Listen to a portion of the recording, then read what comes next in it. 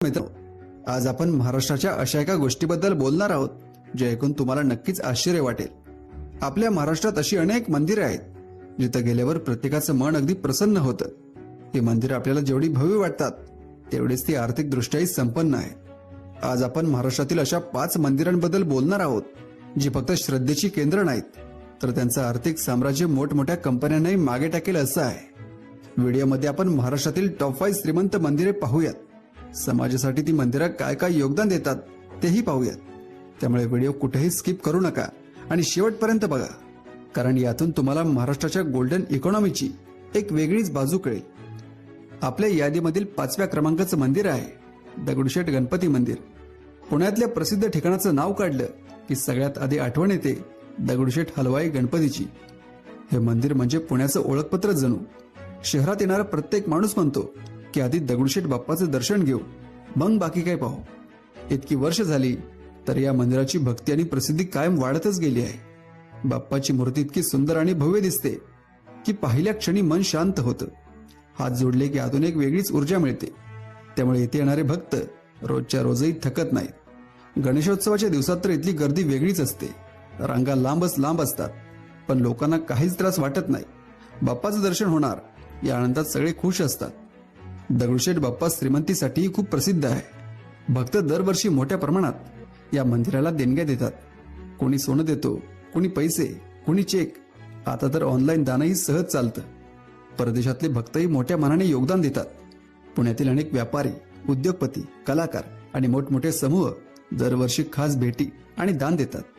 पण या मंदिराचे मोठेपण फक्त दागिन्यांमध्ये नाही तर दगडूशेठ गणपती ट्रस्ट समाजासाठी करत असलेली कामं हीच खरी किंमत आहे।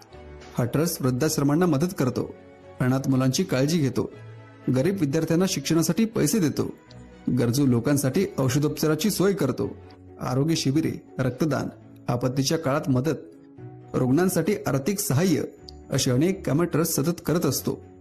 पुण्यात जेव्हा कोणत्याही सामाजिक उपक्रमाची चर्चा होते तेव्हा दगडूशेठ ट्रस्टचं नाव हमखास पुढे येतं। म्हणूनच दगडूशेठ हलवाई गणपती म्हणजे फक्त दागिन्यांनी झगमगणारा बाप्पा नाही तर तो पुण्याच्या मनातला भाव, श्रद्धा आणि लोकांसाठी काम करणारी शक्ती आहे। आपल्या यादीमधील 4थ्या क्रमांकाचं मंदिर आहे तुळजाभवानी मंदिर। तुळजापूरचं भवानी मंदिर म्हणजे महाराष्ट्राचं एक अत्यंत जुनं आणि मानाचं देवस्थान। शिवरायांनी ज्या देवीला आपली कुलदेवता मानलं त्या शक्तीची ही मूळ पवित्र जागा। त्यामुळे इथल्या मातीत, इथल्या मंदिराला आणि इथल्या देवीला लोकांच्या मनात एक वेगळं स्थान आहे। तुळजापूरला पोहोचताच भक्तीचं एक वातावरण जाणवतं आणि मंदिरातल्या गर्भगृहात दर्शन घेताना अंगावर अक्षरशः शहर येतात। देवीच्या डोळ्यातून जाणणारी शक्ती आणि शांतता एकदम वेगळीच असते। नवरात्र सुरू झालं की तुळजापूरची रंगतच बदलते। देशभरातून लाखो भक्त इथे येतात। पहाटेपासून रात्रीपर्यंत रांगा लागलेल्या दिसतात। कुणी नवस फेडायला येतं, कोणी कुटुंबासह दर्शनासाठी, तर कोणी फक्त देवीच्या चरणी बसून मन शांत करायला येतं। मंदिराचं उत्पन्न दरवर्षी कोटींमध्ये असतं, कारण हा प्राचीन ट्रस्ट शेकडो वर्षापासून चालत आलाय। या मंदिराची आर्थिक ताकद खूप मोठी आहे। भक्तांनी दिलेलं सोनं, चांदी, दागिने, नाणी, पितळ वस्तू असा मोठा साठा मंदिराकडे आहे। नवरात्र, चैत्र आणि इतर उत्सवात देणग्यांचा ओघ आणखीन वाढतो। काही वर्षापूर्वी मंदिराने पूरग्रस्तांसाठी 1 कोटी रुपयांची मदत दिली होती। या एका उदाहरणातून मंदिराकडे किती मोठी क्षमता आहे हे लक्षात येतं। समाज कार्यातही तुळजाभवानी देवस्थान मागे नाही। यात्रेकरूंना पिण्याचं पाणी, निवास, रुग्णांसाठी तात्काळ सेवा, स्वच्छतेची सोय अशा सुविधा उपलब्ध करून दिल्या जातात। आपत्ती आली की मंदिराकडून आर्थिक मदत दिली जाते। सांस्कृतिक कार्यक्रम, धार्मिक उपक्रम, गरीब विद्यार्थ्यांसाठी मदत आणि स्थानिक विकासासाठी निधी ही कामंही नियमित सुरू असतात। या सगळ्यांमध्ये सर्वात मोठी गोष्ट म्हणजे भक्तांचा विश्वास। शतकानुशतकं लाखो लोक देवीच्या कृपेवर जगत आहेत। त्यामुळे तुळजाभवानी मंदिराची शक्ती, ओळख आणि प्रभाव आजही तितकाच टिकून आहे। तुळजापूरला एकदा गेलं की देवीच्या सामर्थ्याचा अनुभव आपोआप जाणवतो। आपल्या यादीमधील 3ऱ्या क्रमांकाचं मंदिर आहे कोल्हापूरचं महालक्ष्मी मंदिर। हे महालक्ष्मीचं मंदिर म्हणजे अंबाबाईचं पवित्र घर। भारतामधील प्रमुख शक्तिपीठांपैकी एक असल्यामुळे या मंदिराचं महत्त्व खूप मोठं आहे। अंबाबाईचं दर्शन घेताना जे तेच जाणवतं ते शब्दात सांगणं कठीण आहे। मंदिरात पाय ठेवताच एक शांत आणि आध्यात्मिक वातावरण जाणवतं। नवरात्र, दिवाळी, मार्गशीर्ष या काळात मंदिरात भक्तांची प्रचंड गर्दी असते। संपूर्ण परिसर दिव्यांनी, फुलांनी आणि उत्साहाने उजळलेला असतो. आर्थिकदृष्ट्या पाहिलं तर हे मंदिर खूप श्रीमंत आहे. या मंदिराच्या देणग्यांचा ओघ पाहिल्यावर मंदिरांची आर्थिक ताकद सहज समजते. मागील नवरात्रात काही दिवसातच 2 कोटी रुपयांहून अधिक देणगी जमा झाली होती. सोन्या चांदीचे हार, दागिने, नाणी आणि चांदीची भांडी असा मोठा खजिना मंदिराकडे आहे. शिवाय मंदिराकडे जमीन, दुकाने, विविध मालमत्ता ज्यातून नियमित उत्पन्न येतं. समाजकारणातही कोल्हापूर महालक्ष्मी मंदिर अग्रेसर आहे.